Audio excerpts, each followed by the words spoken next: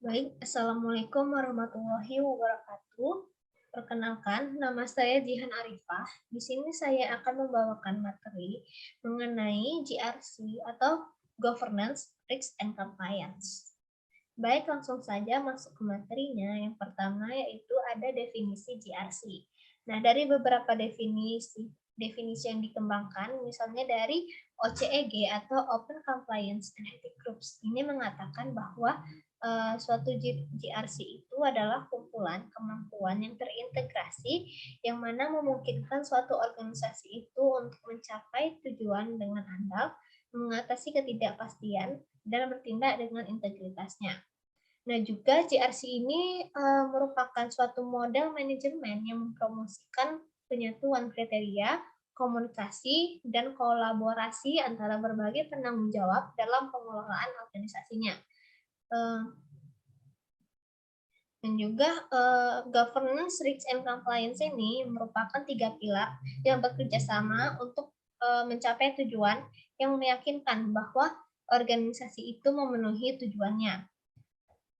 Selanjutnya, yang mana governance itu merupakan suatu kombinasi dari proses yang ditetapkan dan dijalankan oleh Dewan Direksi yang tercermin dalam struktur organisasi dan bagaimana ia dikelola dan dibawa menuju pencapaian tujuannya. Nah, untuk manajemen risiko ini memprediksi dan mengelola risiko yang dapat menghambat organisasi untuk mencapai tujuannya. Sedangkan kepatuhan terhadap kebijakan dan prosedur perusahaan, peraturan perundang-undangan, tata kelola yang kuat dan efisien ini dianggap sebagai kunci untuk kesuksesan suatu organisasinya. Meskipun begitu, ditafsirkan berbeda berbagai organisasi, GRC ini biasanya itu mencakup kegiatan seperti tata kelola perusahaan, manajemen risiko, dan kepatuhan perusahaan terhadap peraturan perundang-undangan. Selanjutnya ada konsep dasar yang terdiri dari 4. Yang pertama itu governance. Governance ini itu menggambarkan pendekatan manajemen secara keseluruhan di mana para eksekutif senior mengarahkan dan mengendalikan seluruh organisasinya menggunakan kombinasi informasi manajemen dan struktur pengendalian manajemen dan hierarki. Nah, kegiatan tata kelola ini memastikan bahwa suatu informasi manajemen kritis yang mencapai tim eksekutif cukup lengkap, akurat, dan tepat waktu itu untuk memungkinkan untuk pengambilan keputusan manajemen yang tepat dan memberikan suatu mekanisme kontrol untuk memastikan bahwa strategi dan instruksi dari manajemen itu dilakukan secara efektif dan sistematis. Nah, untuk tata kelola manajemen risiko adalah perhatian yang diberikan untuk mencegah manajemen risiko yang berlebihan dengan mengingat antisipasi organisasi untuk suatu risiko. Kemudian penanggulangan yang memadai ini diperlukan ketimbang suatu tindakan yang dilakukan secara berlebihan, yang tidak perlu dan tidak berguna. Kemudian risiko dari manajemen risiko adalah bahwa suatu niat baik itu menjadi pengeluaran yang boros atau suatu menjadi hambatan untuk pertumbuhan, inovasi, dan peluang. Kemudian ada manajemen risiko, mana adalah serangkaian proses melalui manajemen identifikasi, menganalisis, dan jika perlu merespon dengan tepat terhadap suatu risiko yang mungkin mempengaruhi realisasi tujuan bisnis organisasinya. Respon terhadap risiko ini biasanya tergantung pada gravitasi mereka yang dirasakan dan termasuk mengendalikan menghindari, menerima, atau memindahkan merekam ke pihak ketiga. Nah, sedangkan organisasi ini secara rutin mengelola berbagai risiko. Kemudian ada kepatuhan. Kepatuhan ini berarti itu sesuai dengan persyaratan yang dinyatakan. Nah, pada tingkat organisasi, hal itu dicapai melalui proses manajemen yang mengidentifikasikan persyaratan yang berlaku.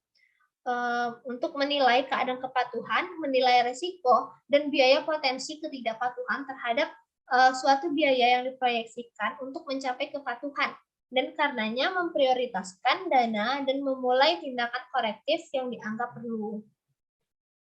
Nah, selanjutnya ini ada diagram tahapan manajemen risiko. Yang pertama itu ada 5 tahapan. Yang pertama ada mengidentifikasi risiko, di mana langkah pertama ini dalam tahapan manajemen risiko, kita perlu memahami dan menemukan faktor risiko yang terlibat dalam suatu keputusan ataupun suatu proyek. Nah, ada beberapa teknik yang dapat digunakan untuk menemukan risiko-risiko dalam suatu proyek atau suatu keputusan yang akan diambil. Nah, kita perlu mencatat semua poin risiko tersebut dan menyiapkannya menjadi sebuah daftar risiko untuk proyek atau keputusan tersebut. Nah, yang kedua ini menganalisis risiko. Nah, setelah menemukan dan memahami resikonya, itu kita perlu menganalisis resikonya, menentukan kemungkinan dan konsekuensi dari setiap resiko tersebut. Jadi kita perlu mengembangkan pemahaman tentang potensi dan sifat resikonya yang akan memengaruhi keberhasilan suatu proyek atau bisnis tersebut. Nah, misalnya ada resiko yang dapat membuat seluruh bisnis itu terhenti sementara, ada risiko yang hanya akan menjadi ketidaknyamanan kecil. Yang ketiga, mengevaluasi risiko atau peningkatan risiko, di mana setelah melakukan analisis, risiko-risiko tersebut diberikan peringkat dan prioritas. Nah, sebagian besar solusi manajemen risiko ini memiliki kategori risiko yang berbeda, tergantung pada tingkat keparahan suatu risikonya. Nah, risiko yang hanya dapat menyebabkan beberapa ketidaknyamanan itu dinilai rendah. Nah, sedangkan untuk risiko yang dapat menyebabkan kerugian besar atau bencana itu dinilai lebih tinggi. Nah, penentuan risiko ini itu sangat penting karena itu akan menentukan cara penanganannya serta sumber daya yang digunakan pada penanganan risiko tersebut. Nah, misalnya pada beberapa risiko tingkat rendah, penanganannya mungkin tidak memerlukan intervensi manajemen tingkat atas. Namun, apabila terdapat suatu risiko dengan peringkat tertinggi, nah itu diperlukan intervensi segera dari manajemen tingkat atasnya. Kemudian tahap 4 itu menanggapi risiko, di mana tahapan ini itu disebut dengan risk response action atau tindakan respon risiko. Nah, setelah memperhitungkan setiap risikonya itu kita perlu memutuskan bagaimana merespon setiap risiko. Ada beberapa tanggapan risiko yang dapat kita ambil, misalnya diantaranya itu mengambil tindakan untuk menghentikan semua kegiatan yang dapat menyebabkan terjadinya risiko. Yang kedua, mengambil tindakan untuk mengurangi kemungkinan atau dampaknya. Ketiga, mengambil tindakan untuk memindahkan beberapa risiko atau semua risiko ke pihak lain, seperti melalui asuransi atau outsourcing. Kemudian menerima resiko tersebut terjadi atau tidak mengambil tindakan apapun untuk menanggulangi risikonya. Kemudian tahap terakhir atau tahap kelima ini meninjau dan memantau risiko atau review and monitor the risk. Tidak semuanya berjalan lancar sesuai dengan yang direncanakan. Nah, makanya diperlukan peninjauan ulang dan pemantauan terhadap kemungkinan terjadinya perubahan faktor lainnya yang akan menyebabkan berubahnya risiko yang akan dihadapi nantinya, sehingga ini mengharuskan kita untuk merubah perencanaan manajemen risiko kita lagi. Untuk pelaksanaan manajemen risiko ini sudah seharusnya menjadi prioritas bagi perusahaan yang berskala menengah hingga besar. Namun nyatanya itu masih banyak perusahaan dari berbagai industri yang belum menerapkan manajemen risiko, governance, risk and compliance, atau bisa dikenal dengan istilah tadi, yaitu GRC. Selanjutnya, ini ada komponen GRC. Nah, elemen GRC ini sebenarnya dapat mengadopsi proses penilaian kualitas penerapan manajemen risiko pada POJK mengenai profil risiko yang dikolaborasikan sehingga mencakup komponen GRC sebagai berikut. Yang pertama itu penetapan selera risiko dan toleransi risiko secara tertulis dan formal, serta dikomunikasikan pada seluruh jajaran organisasi dan pastikan dipahami oleh semuanya. Kemudian yang kedua, adanya time from the top, artinya keterlibatan Dewan Direksi dan Komisaris dalam mengawasi implementasi manajemen risiko dan kepatuhan pada semua jajaran organisasinya. Yang ketiga, adanya struktur organisasi yang diatur sedemikian sehingga terlihat jelas peraturan wewenang dan tanggung jawab dari berbagai elemen organisasi di mana independensi antara unsur bisnis, manajemen risiko, kepatuhan, dan internal audit. Kemudian Tersedianya kebijakan dan standar operasional dan prosedur yang lengkap mencakup pengaturan pada bidang bisnis, support manajemen risiko. Nah, kebijakan dan SOP tersebut isinya itu harus mematuhi regulasi yang ada dan mengikuti praktik terbaik. Selanjutnya, menetapkan proses manajemen risiko ini kayak meliputi proses identifikasi, pengukuran, dan penilaian. Kemudian mitigasi risiko dan mengawasi risiko, di mana agar risiko itu dapat dikelola sesuai selera risiko yang sudah ditetapkan. Kemudian, tersedianya unsur penunjang yaitu sumber daya manusia dengan kuantitas cukup. Kompetensi yang memadai ini mempunyai integritas dengan sistem remunerasi dan jenjang karir yang mendukung sumber daya manusia betah bekerja pada perusahaan tersebut. Kemudian, menyediakan manajemen sistem informasi yang mampu mengeluarkan laporan baik untuk pihak eksternal maupun untuk pihak internal dari perusahaan, misalnya seperti direksi dan komisaris, yang mana dilakukan secara tepat waktu, akurat, dan cukup detail, sehingga manajemen ini mampu menggunakan informasi tersebut untuk membuat keputusan yang strategis. Nah, kemudian mempunyai sistem internal control dan internal audit yang dapat memastikan bahwa semua anggota organisasi itu sudah melaksanakan tugas, tanggung jawab, dan wewenang masing-masing secara benar dan sesuai aturan yang telah ditetapkan. Nah, selanjutnya ini ada model keunggulan JRC, di mana suatu kondisi ideal yang ingin dicapai dalam menerapkan JRC sebagai suatu representasi prinsip-prinsip penerapan dari JRC. Nah, model keunggulan tersebut ini bersifat rekursif atau siklus berkesinambungan yang terdiri dari beberapa elemen. Yang pertama itu ada pembelajaran adaptif, inovatif, dan kesinambungan atau kontinuitas. Yang pertama itu ada pembelajaran, di mana kemampuan belajar berkelanjutan yang terarah ini berdasarkan input dari hasil review untuk mendukung kemampuan dari beradaptasinya. Kemudian ada adaptif, di mana kemampuan beradaptasi ini secara tepat terhadap dinamika perubahan lingkungan baik secara eksternal maupun internal.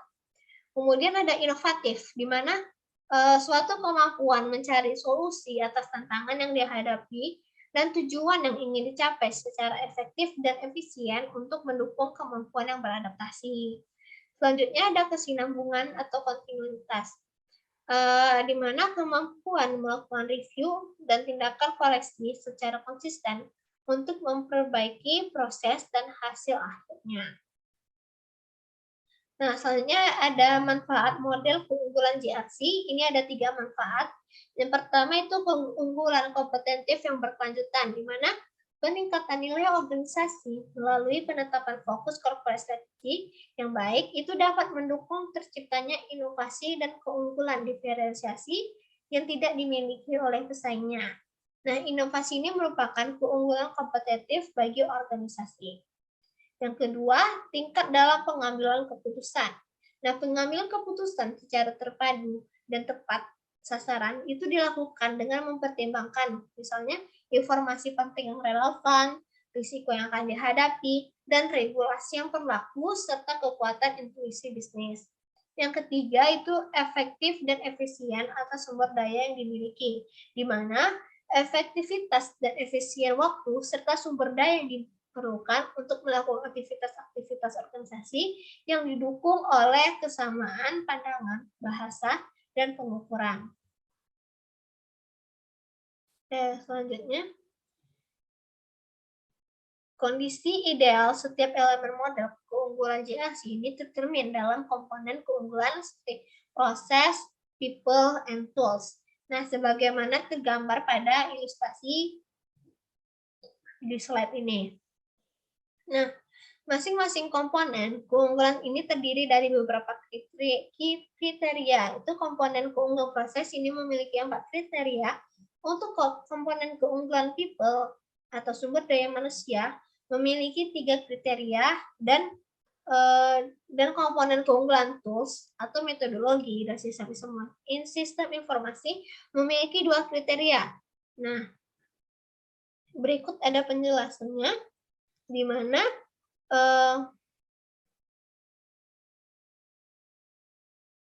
Untuk dari aspek proses dan kapabilitas, di mana yang pertama itu diseminasi informasi dan komunikasi secara transparan, relevan, handal, dan tepat waktu. Kemudian untuk pembelajaran dan inovasi yang berkelanjutan dan unggul. Yang ketiga, tata kelola yang efektif dan pendefinisian struktur dan tugas yang memadai.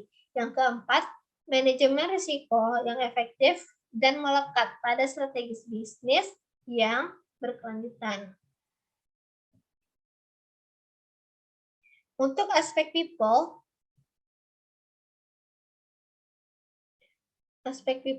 atau sumber daya manusia dan kompetensi itu terdiri dari pengembangan sumber daya manusia yang handal dan terintegritas. Yang kedua, peningkatan pengetahuan berkelanjutan dan pengukuran kinerja yang efektif. Ketiga, pemberian penghargaan atas kinerja dan remunerasi yang tepat. Kemudian, untuk aspek atau metodologi dan sistem informasi, itu terdiri dari sistem informasi yang mendukung proses pengambil keputusan efektif.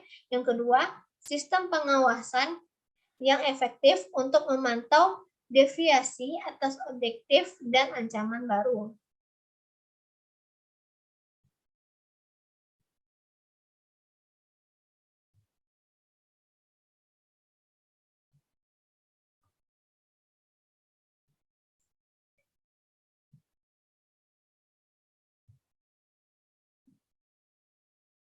Nah, sedangkan peran dan tanggung jawab pemangku kepentingan ini diperlukan. Masing-masing kriteria komponen keunggulan adalah sebagai berikut. Yang pertama itu untuk aspek people tadi, yang mana diseminasi informasi dan komunikasi secara transparan, relevan.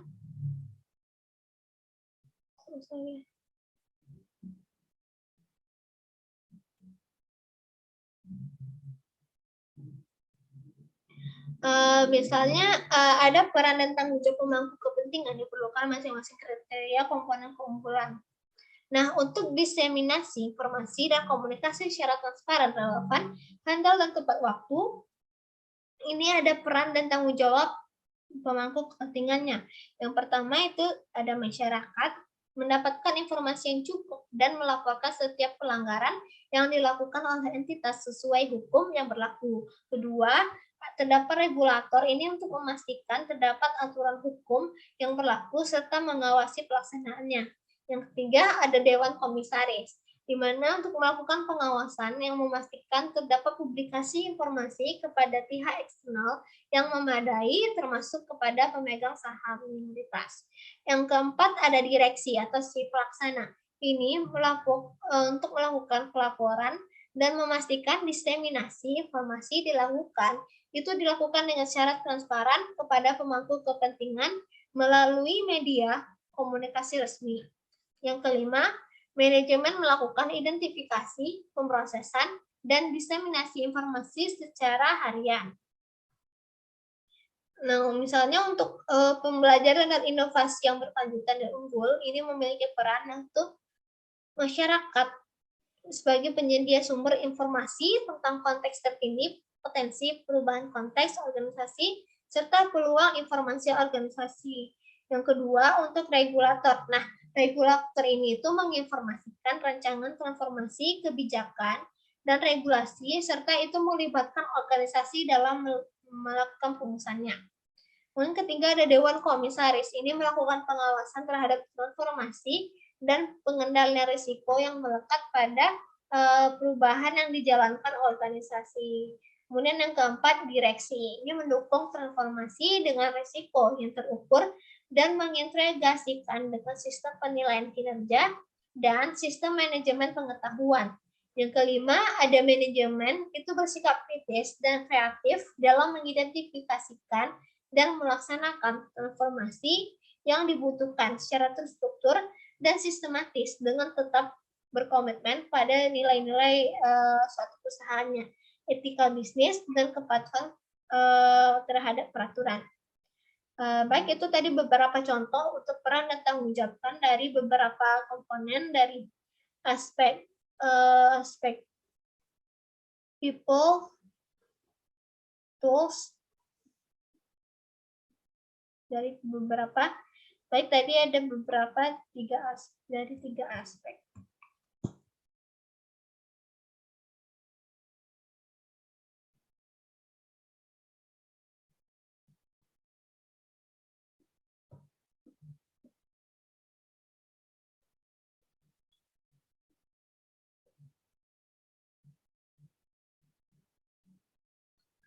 Nah, selanjutnya ada implementasi JRC pada MRT di Jakarta. Di mana yang pertama itu ada nilai inti MRT Jakarta. Yang pertama ada integritas, di mana setiap insan MRT mampu menampilkan sikap jujur, satu kata dengan perbuatan, serta bertindak konsisten sesuai dengan nilai-nilai dan tata kelola organisasi. Yang kedua itu berfokus pada pelanggan, di mana setiap insan MRT ini memiliki ketulusan dan menampilkan sikap proaktif dalam memahami, membantu, dan melayani kebutuhan pelanggan. Yang ketiga, berorientasi pada pencapaian, di mana setiap insan MRT ini memiliki semangat untuk berprestasi, berani menghadapi tantangan dengan cara kerja yang efektif dan efisien, sehingga mendukung visi MRT untuk menjadi penyedia jasa transportasi publik ke depan yang bertaraf internasional. Yang keempat, memelihara kerja tim, di mana setiap insan MRT ini menghormati setiap perbedaan individunya, menghargai kontribusi setiap peran, dan berkembang komitmen bersama untuk bersinergi secara produktif. Nah, kemudian MRT Jakarta, layanan penyedia keunggulan, pertama itu ada keselamatan, di mana MRT selalu menerapkan prinsip safety first bagi penumpang dan pegawainya. Yang kedua, keamanan, di mana keamanan ini merupakan aspek pelayanan yang dinomorsatukan untuk menumbuhkan persepsi transportasi publik yang aman. Yang ketiga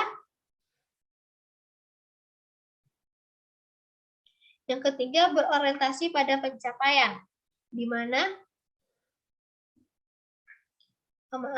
yang ketiga keandalan. Ketepatan waktu kereta merupakan indikator utama pelayanan kepada penumpang. Yang keempat, kenyamanan staf, yang mana kenyamanan staf yang ramah dan fasilitas yang terawat, kebersihan terjaga diutamakan untuk memberikan kenyamanan bagi penumpangnya. Yang kelima, kemudahan informasi terus ada, aksesibilitas yang disediakan, dan ketersediaan staf untuk memberikan bantuan kepada penumpangnya. Nah, berikut ada struktur organ tata kelola perusahaan. Perseroan melaksanakan MRT melaksanakan mekanisme good corporate governance dalam sebuah tatanan di mana seluruh organ GCG ini memiliki tanggung jawab tersendiri, namun tetap melaksanakan implementasi GCG secara terintegrasi. Nah, RUPS ini memiliki kewenangan terintegrasi di mana para pemegang saham akan mempertimbangkan dengan sesama keputusannya demi kepentingan jangka panjang perusahaan. Setelah keputusan diambil, maka RUPS kemudian akan menyerahkan segala kewenangan pengawasan dan pelaksanaan keputusan tersebut kepada Dewan Komisaris dan Direksi. Nah, berdasarkan mekanisme itu, pengelolaan perusahaan dan pelaksanaan atas setiap keputusan RUPS sebenarnya tersebut dilakukan oleh direksi. Nah, Dewan Komisaris kemudian melakukan pengawasan dan memberikan nasihat untuk memastikan bahwa tujuan perusahaan serta keputusan RUPS ini dilaksanakan dan dicapai. Nah, dalam pelaksanaan kerjaannya, Dewan Komisaris ini dibantu oleh beberapa organ Dewan Komisaris, misalnya seperti Sekretaris Dewan Komisaris, Komite Audit, Komite Nominasi, dan Komite Strategi, Manajemen Risiko, dan Investasi. Kemudian,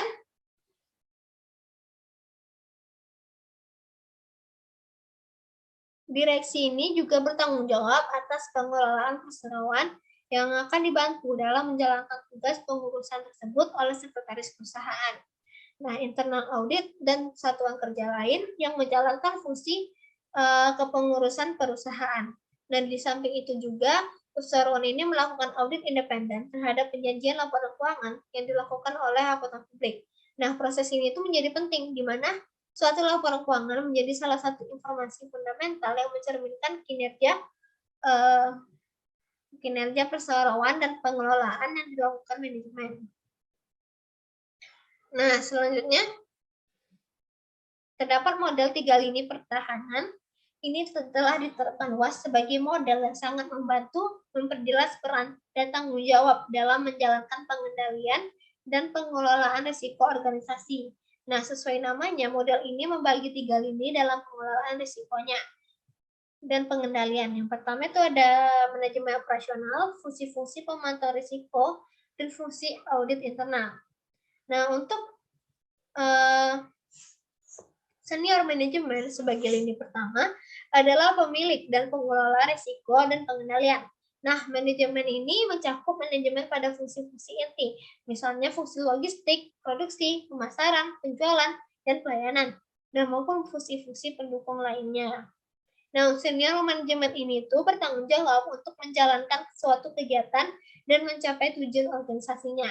Nah, mereka ini adalah pemilik dari semua risiko dari kegiatan tersebut dan berkewajiban untuk mengelolanya. Senior manajemen ini memiliki dan mengelola berbagai jenis risiko yang terkait. Bisa berupa risiko kesehatan, keselamatan kerja, produksi, kualitas, keuangan, maupun kecurangan, dan sebagainya. Nah, untuk ini kedua, fungsi-fungsi pemantauan atau asurans melakukan pemantauan penelaahan dan koordinasi terhadap pengelolaan risiko sesuai dengan spesialisasi masing-masingnya. Nah, lini kedua ini misalnya fungsi-fungsi kepatuhan, manajemen risiko, pengendalian anggaran, manajemen kualitas, kesehatan dan keselamatan kerja, anti-fraud maupun IT security. Lini kedua ini merupakan bagian dari manajemen tetapi memiliki independensi terhadap manajemen operasional. Oleh karenanya, lini kedua itu juga memberikan challenge terhadap pengelolaan risiko dan pengendalian oleh lini pertama. Nah, untuk lini kedua pada umumnya juga memberikan pedoman sistem pelatihan serta internalisasi pada manajemen operasional. Kemudian untuk lini ketiga, fungsi audit internal ini memberikan asuransi yang independen atau atas keseluruhan pengelolaan risiko dan pengendalian dalam organisasi. Lini pertama dan lini kedua tadi itu bertanggung jawab hanya kepada manajemen senior atau jajaran direksi dan pimpinan organisasi lainnya. Dan audit internal ini melapor dan bertanggung jawab kepada manajemen senior dan governing body seperti komisaris, dewan pengawas, atau komite audit. Selanjutnya ada penerapan manajemen risiko. Nah, jika melihat dari gambar kerangka kerja manajemen risiko ini pada ISO 31/2018, di tengah itu terdapat kepemimpinan dan komitmen. Nah, sedangkan dalam lingkaran seperti sebuah siklus, terdapat integrasi, desain, implementasi, evaluasi, dan perbaikan. Nah, kepemimpinan dan komitmen yang berada di tengah ini itu berarti menjadi pusat atau fokus sebagai landasan utama yang mampu menggerakkan siklus atau putaran yang di sekelilinginya yang terdiri dari integrasi, desain, implementasi, evaluasi, dan perbaikan sebagai suatu siklus seperti lingkaran. Komponen-komponen integrasi, desain, implementasi, evaluasi, dan perbaikan akan selalu berhubungan itu untuk mencapai tujuan organisasi yang disesuaikan dengan kebutuhan organisasi. Nah, masing-masing komponen kerangka kerja ini manajemen risiko akan dijabarkan secara singkat. Yang pertama, kepemimpinan dan komitmen ini merupakan suatu komponen fokus penting dalam kerangka kerja manajemen risiko. Nah, kepemimpinan dalam perusahaan MRT itu merupakan sebuah kemampuan atau kekuatan dalam diri untuk mempengaruhi pihak lain sesuai dengan tujuan organisasinya. Yang mana komitmen merupakan suatu bentuk kewajiban yang mengikat seseorang dengan sesuatu, baik itu dari diri sendiri ataupun orang lain atau tindakan tertentu atau hal tertentu. Nah, kepemimpinan ini itu digambarkan dengan memimpin organisasi atau manajemen puncak yang memiliki tanggung jawab risiko dan akuntabilitas untuk berkomitmen. Yang kedua, ada integrasi. yang berarti bahwa penggabungan atau pembaruan menjadi satu kesatuan yang utuh. Nah, integrasi ini dalam manajemen risiko itu berarti bahwa manajemen risiko menyatu sebagai satu kesatuan dalam suatu organisasi. Nah, sehingga integrasi pada kerangka kerja ini bermakna bahwa manajemen risiko menjadi bagian dan tidak bisa terpisahkan atau menyatu dalam tujuan, tata kelola, kepemimpinan, komitmen, strategi, sasaran, dan operasi organisasi. Yang ketiga ada desain, di mana suatu perencanaan atau perencanaan yang dilakukan sebelum pembuatan suatu objek, sistem komponen atau struktur. Desain dalam kerangka kerja ini, dalam kerangka manajemen risiko mencakup beberapa hal. Yang pertama, pemahaman organisasi dan konteksnya, penegasan komitmen manajemen risiko, kemudian penetapan peran, kewenangan, tanggung jawab, dan akuntabilitas. Kemudian alokasi sumber daya, dan penyiapan komunikasi dan konsultasi. Nah, kemudian yang keempat ada implementasi atau pelaksanaan dalam kerangka kerja manajemen risiko. Dilaksanakan ini setelah desain manajemen risiko itu dibuat dan ditetapkan. Jika desain manajemen risiko diimplementasikan dengan baik, maka kerangka kerja manajemen risiko ini dapat memastikan proses manajemen risiko menjadi bagian dari semua kegiatan dalam organisasi atau perusahaan. Nah, yang kelima, evaluasi, di mana suatu proses untuk mengukur atau menilai apakah suatu program yang dijalankan itu sesuai dengan perencanaan awal atau tujuan yang ingin dicapai. Nah, yang terakhir itu ada perbaikan. Nah, dalam kerangka kerja manajemen risiko ini terdiri dari beberapa adaptasi dan perbaikan sinambung. Adaptasi ini kan merupakan suatu untuk menyesuaikan diri dengan lingkungannya, di mana suatu organisasi ini dapat beradaptasi dengan melihat perubahan baik lingkungan internal maupun eksternal pada suatu perusahaan tersebut. Nah, kemudian ini membuat perbaikan sesuai dengan perubahan lingkungan yang ada ini untuk mencapai tujuan dari organisasinya. Perbaikan kesinambungan ini merupakan perbaikan yang dilakukan dengan secara terus-menerus, sehingga perbaikan kesinambungan akan senantiasa dilakukan manakala terjadinya suatu kesenjangan untuk meningkatkan pengelolaan risiko pada organisasi atau perusahaan. Nah, secara singkat, kerangka kerja dari manajemen risiko ini itu merupakan suatu landasan untuk melaksanakan proses manajemen risiko pada suatu organisasi atau perusahaan tersebut. Selanjutnya ada sistem kebijakan GCG perusahaan, di mana pedoman etika dan perilaku ini berdampak ke perusahaan itu melekat budaya dan nilai-nilai GRC yang kuat pada insan perseroan. Kemudian yang kedua, pedoman pengelolaan laporan harta kekayaan penyelenggara negara ini berdampak meningkatkan nilai transparansi perusahaan. Yang ketiga, pedoman pengendalian gratifikasi. Ini berdampak itu menciptakan budaya perseroan anti gratifikasi dengan cakupan stakeholder yang luas. Kemudian yang keempat, penyusunan pedoman SOP dan instruksi kerja. Ini berdampak memperkuat standar pengendalian dokumen. Kemudian ada pedoman pelaporan sistem dugaan pelanggaran. Ini berdampak untuk mencegah praktik pelanggaran oleh insan perseroan yang memperkuat sistem pengendalian internal. Kemudian ada pedoman kerja Dewan Komisaris dan Direksi. Ini berdampak untuk meningkatkan efektivitas direksi dan Dewan Komisaris dalam memahami dan menjalankan tugas dan tanggung jawabnya.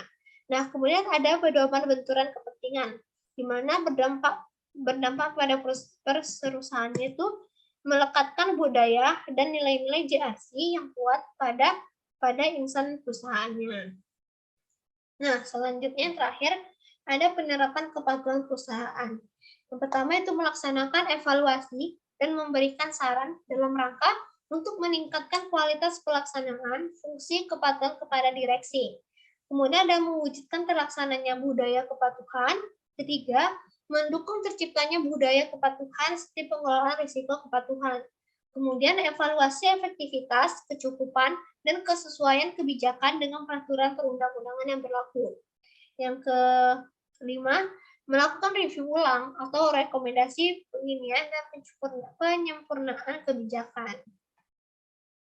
Baik, sekian presentasi dari saya. Mohon maaf apabila ada kesalahan kata. Saya ucapkan Assalamualaikum warahmatullahi wabarakatuh.